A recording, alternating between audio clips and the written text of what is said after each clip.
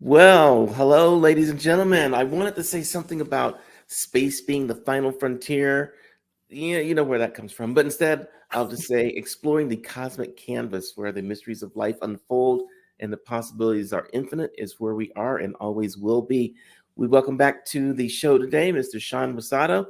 I am super excited to talk to him. He knows things about everything, and I thought this would be an excellent topic for him to talk with us about. I don't even know where we're going to be in 100 million years, but if we take over from what 13.8 billion, which is the number that we all look about, Yeah, like how ballpark. long the universe has been around until now, we'll see how things go. Anyway, here we go.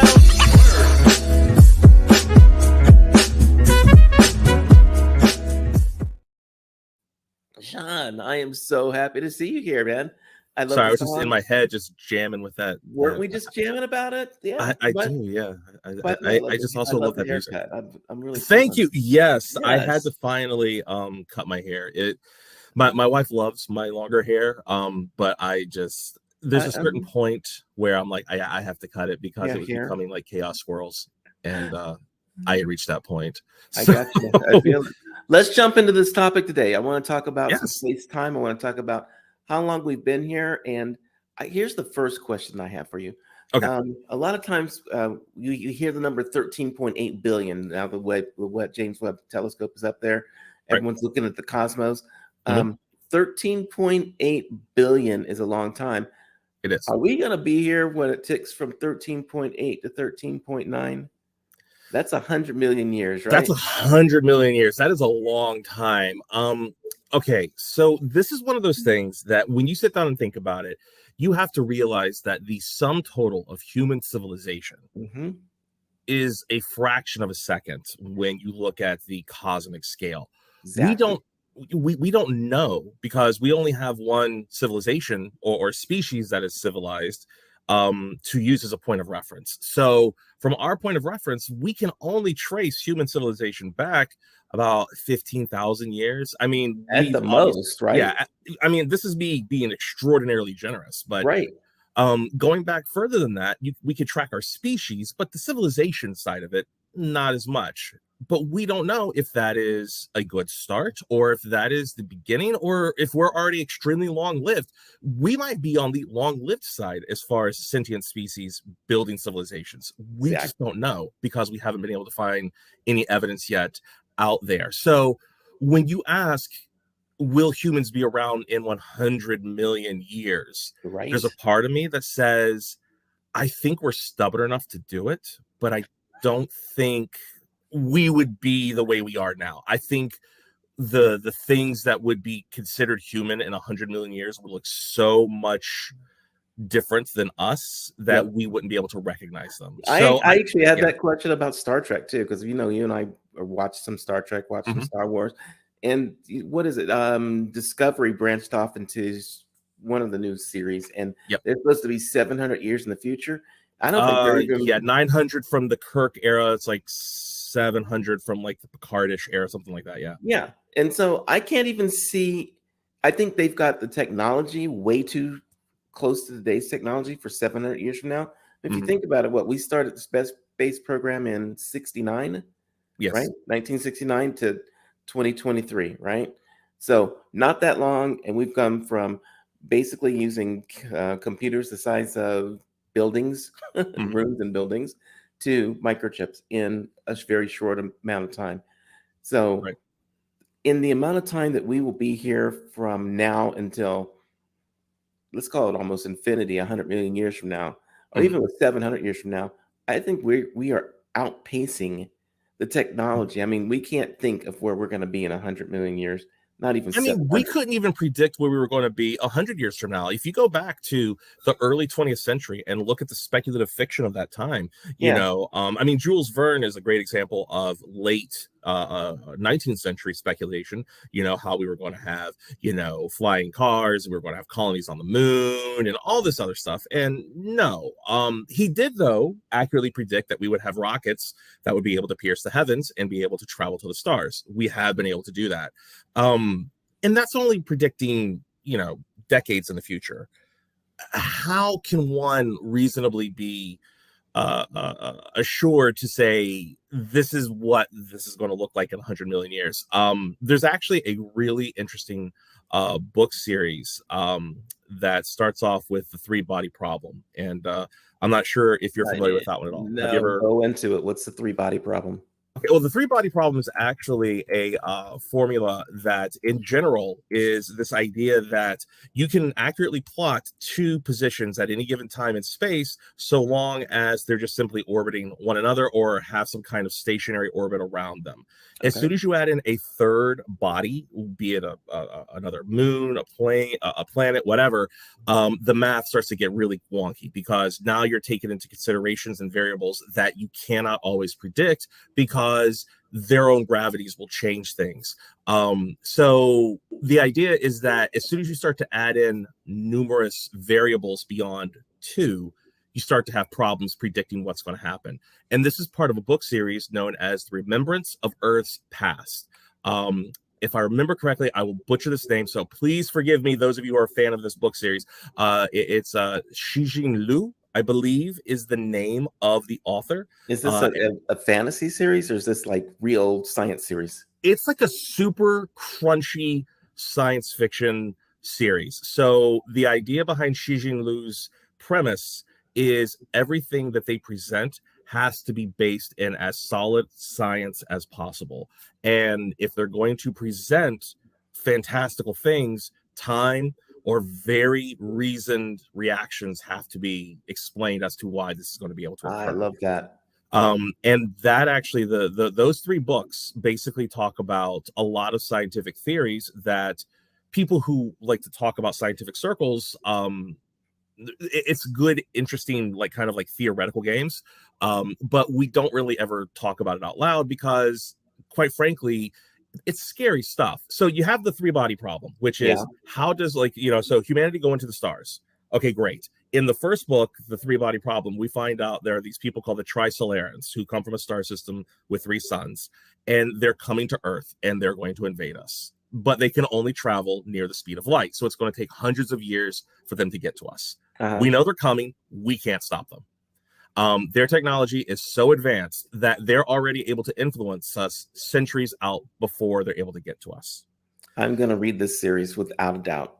I don't want So, any spoilers because I got to read this. This is amazing. okay, no problem. So then I'll skip over all the stuff that happens, but needless to say, bad stuff happens and good stuff happens, but mostly bad stuff happens. And the idea, and this is the thing about the book series that I find fascinating, is the idea is there are problems and there are things that as humans we don't like to think about. Our own exploration. What will we look like in 100,000 years, much less 100 million years? Can humanity survive technological epochs or annihilation events? Things that we know probably will happen some point in our future, just because they happen everywhere. Yep. This is a very chaotic machine that we live in, and there are just weird things that happen. So Shijin Liu tries to say, hey, yes, this stuff will happen, but this is also how we can still survive. So let me ask So, you this then. I yes. have a question. I'm going to bring this round to where we are today. Mhm. We keep the planet right now are looking to head back to the moon and we're Yes. looking to head to Mars, which Yes. is like in terms of infinity is basically going nowhere. Yes. Okay. We're literally going into we're walking from the house to the backyard. Right. At the most. And we're going to probably kill ourselves on the way getting from that room to the backyard. Well, Some not the whole humanity. I'm saying like we're gonna right, have right. to People will spaceship. die. I mean, yes, people Yeah. will die. Okay, We're gonna this is trip something that on a we see, we're gonna trip on a banana peel between the kitchen and the backyard. right. Well, this is something that nobody likes to talk about as well in science, which is that it is an unfortunate fact that some of our greatest steps and leaps forward have come at the expense of human lives. Yes. Medical science. I mean, hell, the very first time we tried to launch somebody into the atmosphere with the Apollo 1, there was a fault. There was too much spark. Basically went off in the cabin and ignited the O2 rich environment, and the astronauts burned alive and almost destroyed our hopes to go to the moon before we even started. And those are things that we learn from Challenger. We learned from Challenger. Yeah. We've talked about this before. Well, scientists we're and learning from Musk, astronauts. right? He just blew up one. I mean, just Yeah, well, yeah, but okay. As we talked about last time, right? The yeah, what was it? Unscheduled disassembly. right. Oh my, yeah. Musk, I don't like to put in the category, but ultimately, even his experimentations will lead to a greater knowledge of what we can do. Yeah, But yeah, people die to further humanity's knowledge. We never want to take that for granted. We always want to recognize that and recognize the people who put themselves in harm's way as frankly some of the biggest heroes that our collective society will ever know. yeah, Every person, be they Russian, Chinese, American, Australian, English, I don't care who, if they're going to space, if they're putting their life on the line in order to further human advancement into extraordinary places, they're heroes to our yeah. civilization. So they're Are we amazing. going to be alive when we're going to get to the moon? Was it the Japanese that just had one that ran out of fuel and crashed on the moon Yeah, well, long ago? Or we have our unmanned probe that's doing its mission right now, and it's doing great. So the next one is 2025, I think, and we're going to the Mhm. moon. So we will be alive, fingers crossed, Yeah, to see people return to the moon, and I'm really excited for that. I am excited about that. Are we going to stay up there and like build some colonies? You think or not? Yes, that is the next step. They've already started to reveal the plans for the first moon colony, because China is planning on making a colony on the moon. So Mhm. we are kind of in another Cold War, another space race Cold War, except this time instead of it being against Russia, it's against China. Um, so Yeah. it's interesting that show I told you about with the altered history for all Mhm. mankind. It's a little more salient than it was just a couple years ago. So who's gonna rule the moon? Have we learned anything in history? You think about like Um, whoever gets there first and plants a flag, they own it because we've already done that. Technically we've already done that. Yeah, But theoretically, the way it works is nobody can own space. We've kind of established that. Um, kind of. so right, we've established that nobody can like own space, but Mhm. what we can own technically is still bodies of like land. So the assumption is as soon as somebody puts a permanent boot on the ground on a celestial body, we're going to start divvying it up just like we would here at home. So And it will be a how much land can you hold reasonably? yeah, I mean it's ridiculous that we haven't learned from, let's call it our past instead of our Yeah. mistakes. That we somehow got to figure out how to share some stuff, right? Yeah, well, I mean, you have to realize too that from again a evolutionary point of view, civilization, the thing that actually allows us to not kill each other because we find out that working together makes us better, Hmm. is a concept that's still really, I mean, if I'm being extraordinarily generous, 2,000 years, Yeah, and that's me being really generous. But yeah, quite frankly, the cooperation aspect of the planet trying not to murder each other all the time, and again, this is ignoring world wars. Um, Maybe 150 years. yeah. You It, know, we'll be lucky if we don't have another war in the next several years. well, and I mean, but that's okay because it also pushes us towards people see this is not the way to go. Like there are people out there who believe that we're just animals who happen to figure things out, and we're never going to be able to evolve past that animal primal basis. However, I would argue that if that was the case, humanity would not have flourished as much as it had. Correct. And we have gotten less, warlike over the years, over time. Yes, the atrocities still happen. They're still terrible. They happen daily all over the world in villages. But narratively, and factually, it has plummeted, because we have learned, step by step, bit by bit, working together is still a more desirable outcome than just wasting human life. Yeah. So it's an odd conundrum, our species, because we look at it and we say this is terrible, and it's really difficult to say, yeah, but if you just look back 100 years, it was way worse, because Way it's worse. true. Yeah, and you can say, yeah, that's true, but does that help me right now? No. 100 years from now, there'll still be wars, but it'll probably be nothing compared to what we're doing now. And they'll be like, yeah, but at least we're not like those early 21st century folks. Man, they were just crazy.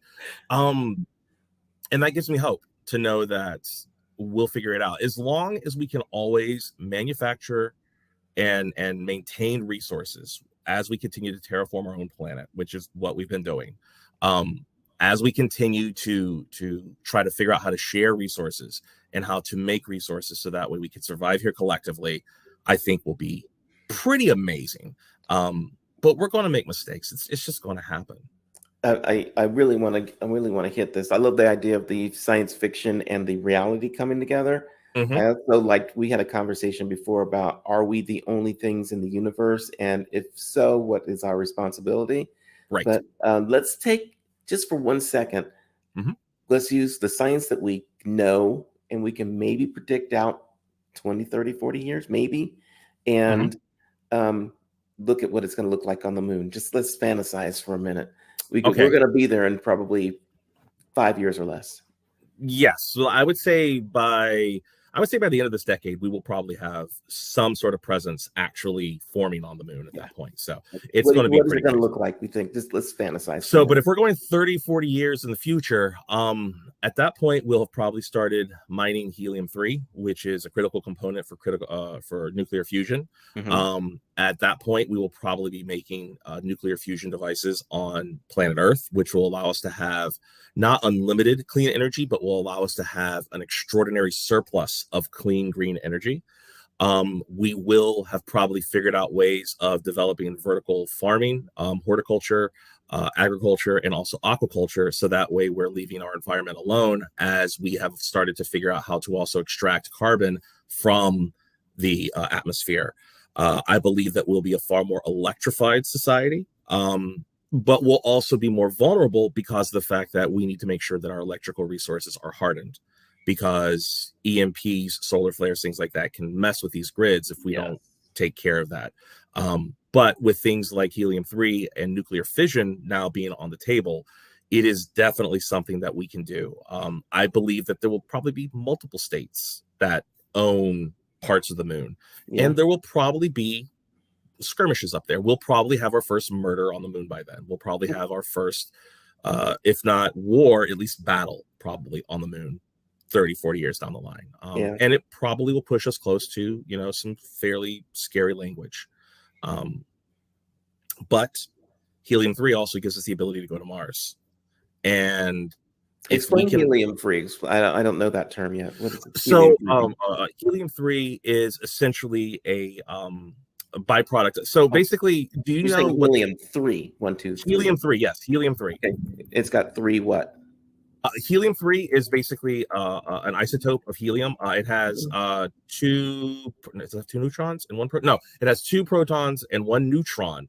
And it is considered a stable isotope outside of like regular hydrogen and whatnot. So it essentially allows us to have a lot of extra energy. So think of it like this way. When you're talking about isotopes, more times than not, you have to have the same amount of protons and neutrons in order for it to be considered stable. If it Okay. is considered unstable, you have stuff that could potentially become nuclear like fallout material. You don't want that, right? Like, so Right. we have things like plutonium and whatnot. They're not stable. Helium-3 is considered stable. And what that means is that because it has that extra proton, the Yeah. neutron, that means that there's extra energy just sitting inside of it. So if we can smash them together, we can release all that energy and it goes from being helium-3 to regular helium. Gotcha. So that gives us a way to get more power so that we can go more places and not Exactly. sweat it as much. So, Exactly. And also, this is just a fun fact. So here's a cool scientific fun fact for you, okay? uh What are the two most common elements in the entire universe? Our entire universe, what are the two most common elements? I'm gonna go with hydrogen. I don't know. Okay, I'm gonna that's go with one. that, and I'm gonna go with if it has to be an element, it can't be oxygen because that's not an element. Or so I'm gonna go with helium. You are correct. Okay. Now, the question is this: hydrogen and helium make up how much of the total mass of the entire cosmos? Well, if they're the most prevalent, I'm gonna go with 90%. Is that too high?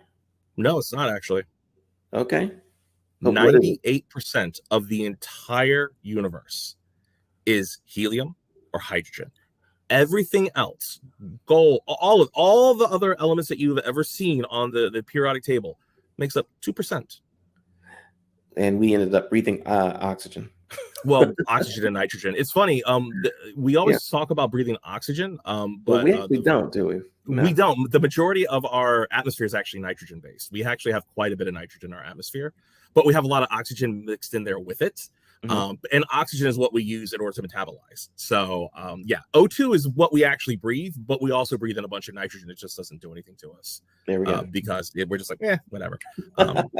Yeah, like our bodies are just like, it's nitrogen. We don't care. So, at So least in that quantity. when we get to the moon, are we going to actually have? We got to have houses. We can't breathe up there yet. Are we going Yes. to terraform it, or are we just going to always have to run around in spacesuits or Yeah. invisible shield suits or something because it gets cold and hot? Yeah. Okay. So the problem with making an atmosphere is you have to have a couple things that really we don't have on the moon.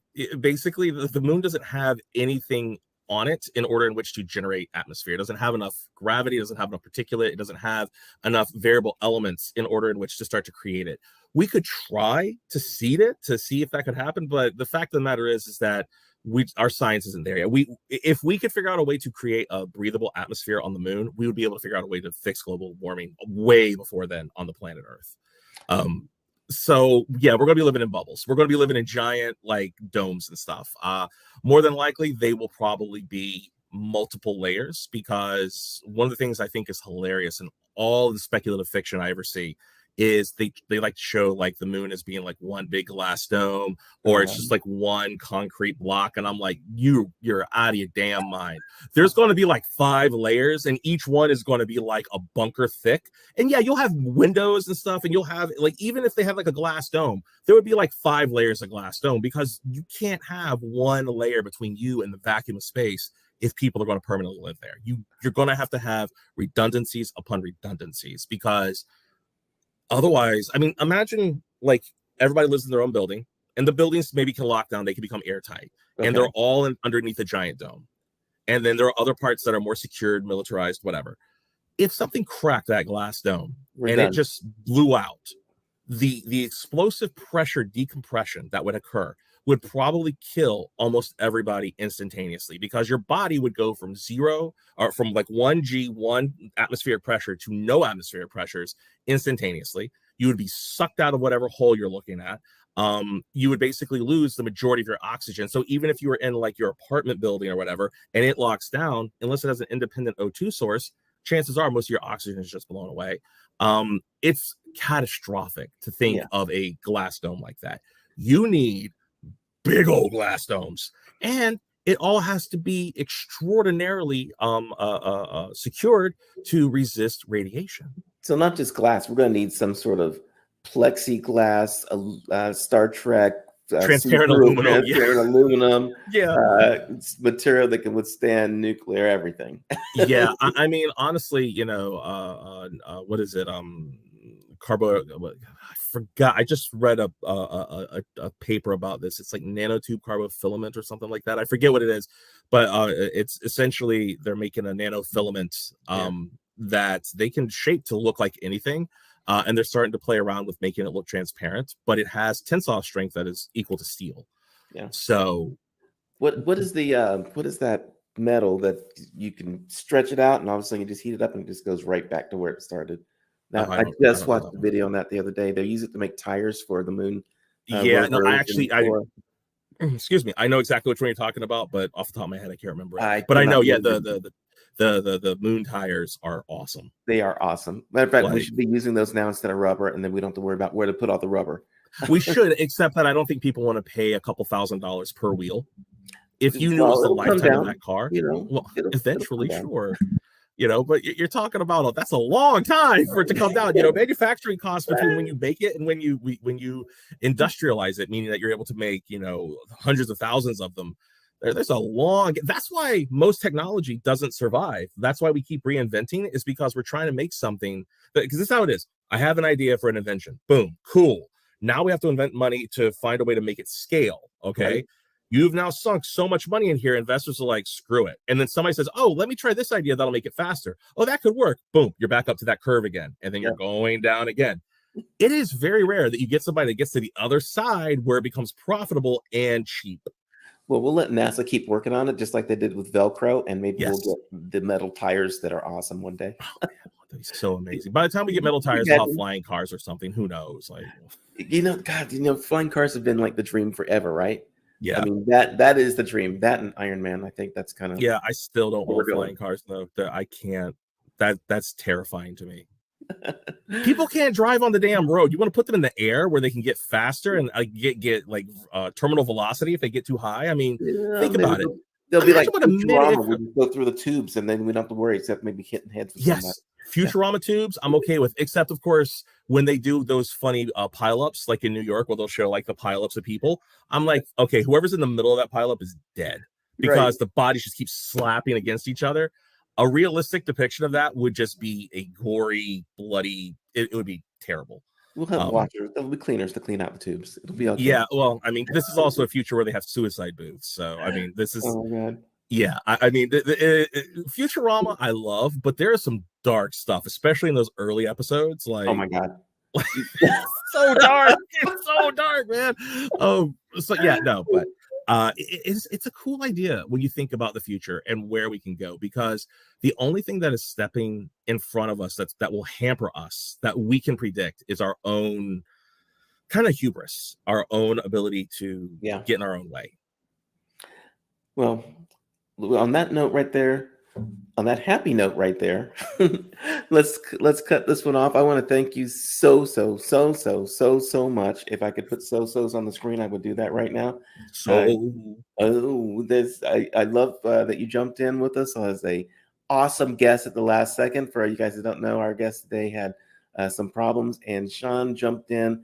I love talking to him because it's been thank like you. every conversation is amazing. It's naturally flowing and it's fun. And I learn stuff all the time. So basically, I'm just sucking his brain. So I'm okay with that. And just so nobody forgets, if you are interested in that book, it's only 3 books. The series is only 3 books long. It's called The 3-Body Problem.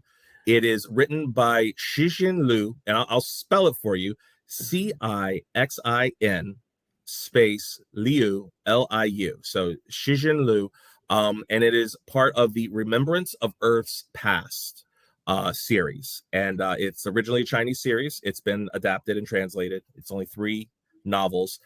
You will get a little depressed at certain points, and it does take you, as you were asking, basically to what humanity will look like at the end of the universe. wow, So I think I can basically handle that one. If it's not like I just finished the 4th book of the Stormlight series with Brandon Sanderson. yeah, That one was like what 26 hours on audio tape.